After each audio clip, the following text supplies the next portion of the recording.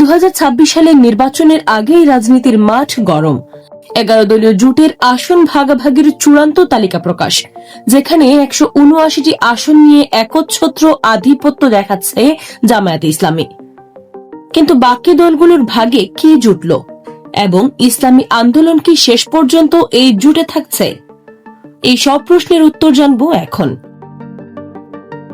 বাংলাদেশের আসন্ন সংসদ নির্বাচনকে সামনে রেখে 250 থেকে 253টি আসনের সমঝোতা চূড়ান্ত করেছে নতুন এই 11 দলীয় জোট। চমকপ্রদ তথ্য হল, জোটের প্রধান শরিক বাংলাদেশ জামায়াতে ইসলামী একাই লড়বে 179টি আসনে। এরপরেই রয়েছে জাতীয় নাগরিক পার্টি বা এনসিপি, যারা পেয়েছে 30টি আসন, এবং বাংলাদেশ খেলাফত মজলিস পেয়েছে 20টি। এছাড়াও খেলাফত মজলিস 10টি, এলডিপি 7টি, এবি পার্টি 3টি এবং বিডিপি ও নেজামে ইসলাম পার্টি 2টি করে আসন পেয়েছে। তবে 300 আসনের মধ্যে এখনও 47টি আসন ফাঁকা রাখা হয়েছে এবং চরমুনাই পীরের ইসলামী আন্দোলনের আসন সংখ্যা চূড়ান্ত না হলেও তারা জোটের সাথেই আছে।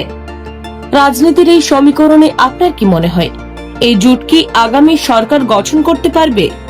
কমেন্টে আপনার মতামত জানান।